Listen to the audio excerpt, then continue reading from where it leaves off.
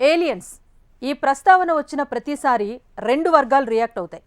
వాటిలో ఒకటి గ్రహాంతరవాసులు ఉన్నారని కాన్ఫిడెంట్గా చెబుతుంది. ఆ వర్గంలో అగ్రరాజ్యం అమెరికానే ఫస్ట్ ప్లేస్లో ఉంటుంది. ఆ తర్వాత చైనా లాంటి దేశాలు కూడా ఏలియన్లను నమ్మి అన్వేషిస్తున్నాయి. ఇక రెండో వర్గం ఏలియన్ కాన్సెప్ట్నే నాన్సెన్స్గా కొట్టిపారేస్తోంది. అమెరికా లాంటి దేశాలు అనవసరంగా టైం వేస్ట్ చేసుకోవటం తప్పితే గ్రహాంతరవాసుల ఊసే వట్టిదని కొట్టిపారేస్తోంది.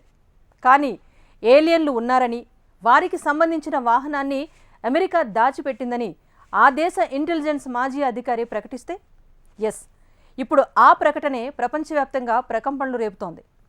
ఇంతకు అమెరికా ఏలియన్ మిస్టరీని రివీల్ చేస్తున్న అధికారి ఎవరు?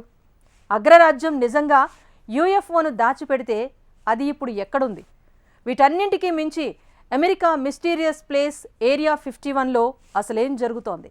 అగ్రరాజ్యం అమెరికా ఏలియన్ల ఉనికిని దాచిపెట్టిందా? ఏరియా 51లో గ్రహాంతరవాసుల వెహికల్ దాచిపెట్టారా? అమెరికా ఇంటెలిజెన్స్ మాజీ అధికారి నిజాలే చెప్పారా? అగ్రరాజ్యం అమెరికా ఏలియన్ గుట్టు దాస్తోందంటూ స్టోరీలు మొదలుపెట్టి శివకార్తికేయన్ సినిమా ట్రైలర్ చూపిస్తున్నారేంటి అనుకోకండి. అందులోనే ఉంది అస్సలు మెలిక. ఈ భూమి మీద ఏలియన్ కాన్సెప్ట్ ను తెరపైకి తెచ్చింది అమెరికా. గ్రహాంతరవాసులు ఉన్నారని, తరచూ తమ దేశాన్ని సందర్శిస్తారని ఆ దేశం చేసే ప్రచారం అంత ఇంత కాదు. అంతేందుకు అధికారికంగానే విశ్వంలో ఏలియన్ల ఉనికిని తెలుసుకునేందుకు బిలియన్ల కొద్ది డాలర్లు ఖర్చు చేస్తోంది అమెరికా. ఇక హాలీవుడ్ సినిమాల గురించి అయితే ఎంత తక్కువ మాట్లాడుకుంటే అంత మంచిది. గ్రహాంతరవాసుల కాన్సెప్ట్ తో వచ్చిన ఇంగ్లీష్ సినిమాలను లెక్క పెట్టడానికి సమయం సరిపోదు. ఇప్పుడు శివకార్తికేయన్ ఐలాండ్ ట్రైలర్ లో అమెరికా తీరునే సెటరికల్ గా చెబుతాడు హీరో. ఏలియన్ తో మీరు అమెరికానే కదా అంతం చేయడానికి వెళతారు, మా ఊరెందుకు వచ్చారని అమాయకంగా అడగడంలో చాలా పెద్ద సెటైరే ఉంది. ఆ సెటైర్ ని కాస్త పక్కన పెట్టి అమెరికా విషయానికే వస్తే, ఆ దేశం ఇప్పటికీ ఏలియన్ల గురించి అదే స్టాండ్ పై ఉంది. గ్రహాంతరవాసుల ఉనికిపై ప్రయోగాలు చేస్తూనే ఉంది.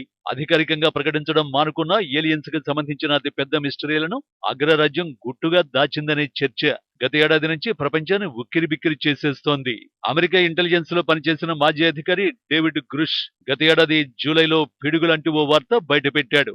అది కూడా అమెరికా కాంగ్రెస్ సభ్యుల ముందుకు రావడంతో అప్పట్లో ఈ వ్యవహారం ప్రపంచాన్ని పరేషాన్ చేసింది.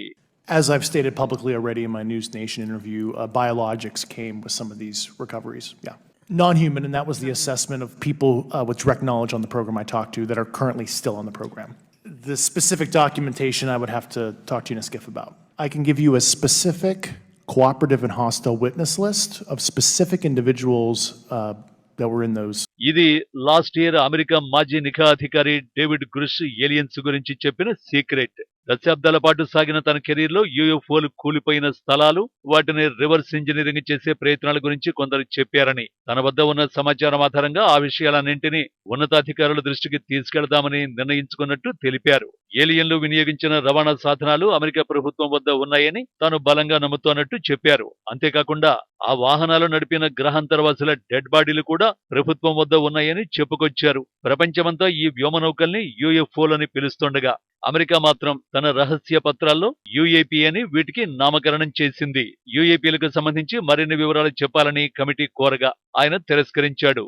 ఇటువంటి బహిరంగ వేదికలపై ఆ రహస్య వివరాలు వెల్లడించలేనంటూ నిస్సహాయతను వ్యక్తం చేశాడు. ఈ సంచలన ప్రకటనలతో అప్పట్లో డేవిడ్ గ్రూష్ వరల్డ్ ఫేమస్ అయిపోయాడు. ఏలియన్ల గురించి అమెరికా రహస్యాలు దాచిపెడుతోందనే సంచలన ప్రకటనతో డేవిడ్ గ్రూష్ విచారణ ఎదుర్కోవలసి వచ్చింది.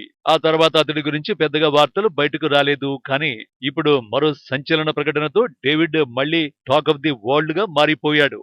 అమెరికా సీక్రెట్ ఏజెన్సీలు సిఐఏ, ఎఫ్బిఐ అధికారుల ముందు రహస్య సమావేశానికి హాజరైన డేవిడ్ అమెరికా ప్రభుత్వం ఫుట్బాల్ ఫీల్డ్ పరిమాణంలో ఉన్న ఓ గుర్తు తెలియని ఎగిరే వస్తువు అంటే యూఎఫ్ఓను దాచిపెట్టిందని తేల్చి చెప్పారు. 12 మీటర్ల పొడవైన ఈ గ్రహాంతర వస్తువు సంవత్సరానికి దాదాపు 70,000 ఇళ్లకు విద్యుత్తును సరఫరా చేయగలదని చెప్పారు. న్యూయార్క్ పెంట్ హౌస్ లో జరిగిన ఈ రహస్య సమావేశానికి డేవిడ్ తో పాటు 60 మంది హాజరయ్యారట. ఆ విషయాన్ని పక్కన పెట్టి అమెరికా నిజంగా ఫుట్బాల్ ఫీల్డ్ సైజులో ఉండే యూఎఫ్ఓను దాచిపెట్టిందని అనుకుంటే, అంత పెద్ద ఫ్లయింగ్ సాసర్ను గుట్టుగా దాచిపెట్టడం ఎలా సాధ్యమనే ప్రశ్నే ఉదయిస్తోంది. అయితే ఈ ప్రశ్నకు ఆన్సర్ ఉందంటున్నారు ఎక్స్పర్ట్స్. ఆ ఆన్సర్ మరేదో కాదు, America most mysterious place area 51. Area 51 అనేది అమెరికాలో ఉన్న అత్యంత రెస్ట్రిక్టెడ్ ప్రాంతం. అక్కడికి ఏలియన్స్ వచ్చిపోతుంటాయనే వాదన చాలా ఏళ్లుగా వినిపిస్తూనే ఉంది. కొన్నేళ్ల క్రితం ఫ్లయింగ్ సాసర్లలో ఏరియా 51 కు ఏలియన్స్ వచ్చాయని, అప్పుడు అమెరికా రక్షణాధికారులు వాటిని బంధించినట్టు పెద్ద ఎత్తున ప్రచారం జరిగింది. అమెరికా కూడా ఎప్పుడూ ఆ ప్రచారాన్ని ఖండించలేదు. ఇదే సమయంలో ఏరియా 51 పై నుంచి విమానాలు, డ్రోన్ల వంటివి ఎగరకుండా కట్టుదిట్టమైన చర్యలు తీసుకుంది. ఇలాంటి చర్యలతోనే ఏరియా 51 చాలా ఏళ్లుగా భూమి మీద ఉండే అతి పెద్ద మిస్టరీగా మారిపోయింది. ఇప్పుడు డేవిడ్ గ్రుస్ చేసిన వ్యాఖ్యలను బట్టి అమెరికా నిజంగా యూఎఫ్ఓను దాచిపెట్టి ఉంటే అది ఏరియా 51 లోనే అయి ఉండొచ్చనే చర్చ జరుగుతోంది. అదే నిజమైతే అది ఎప్పటికీ బయటపడని రహస్యంగానే మిగిలిపోతుంది.